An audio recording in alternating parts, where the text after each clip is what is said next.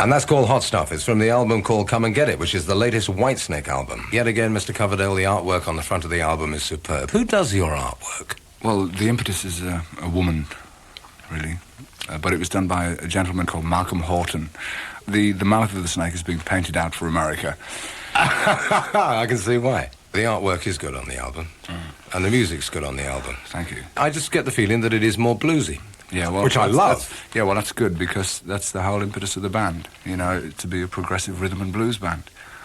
The music we write is emotional content, physical and emotional, and what better word than blues to do it. How are you tuning yourself up for the tour? Because the tour's pretty extensive. Well, I've just been to a place called Chubby's, which is a health farm in Hertfordshire, for physical therapy. I did my leg in just before Christmas, the right leg, and I can't throw body swerves as adequately as I used to, but like this health farm has really helped me out.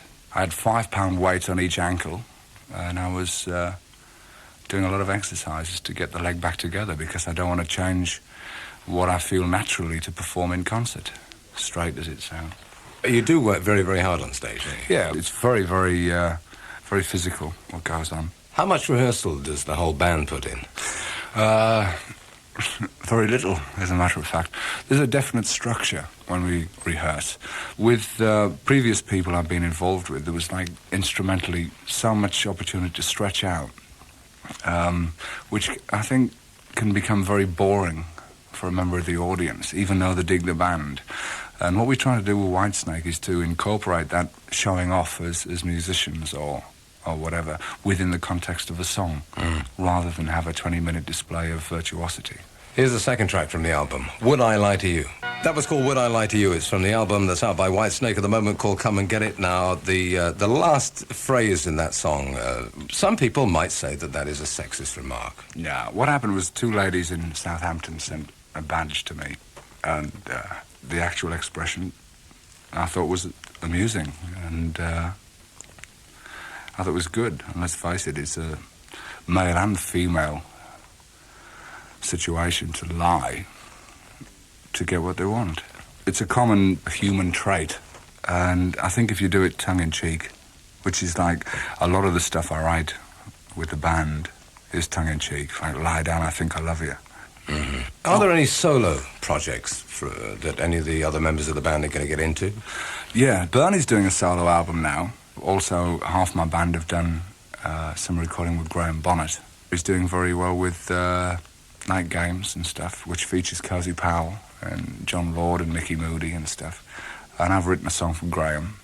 Everybody's been really busy apart from me. I've been trying to get the leg back together. I had to cancel a European tour because the knee went.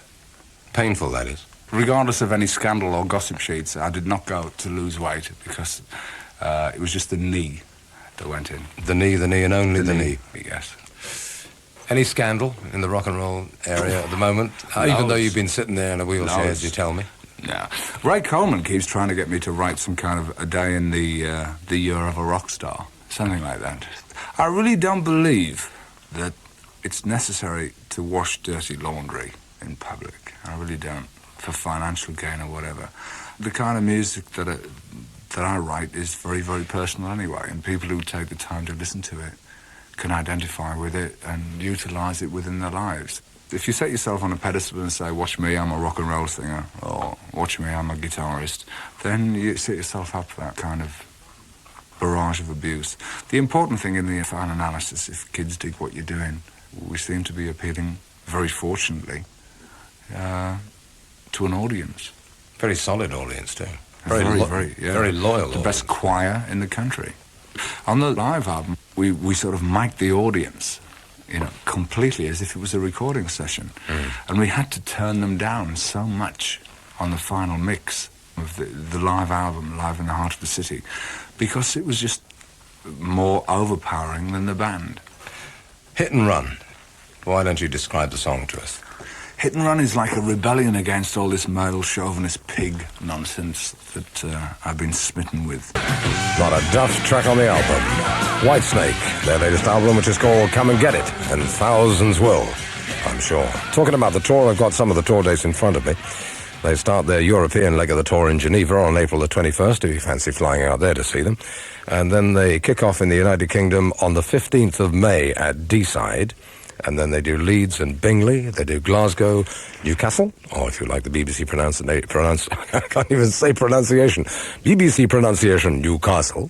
Leicester, Hammersmith, Southampton, St Austell, and the word is that they will be at the Monsters of Rock Festival as well, but I don't know whether that's confirmed or not.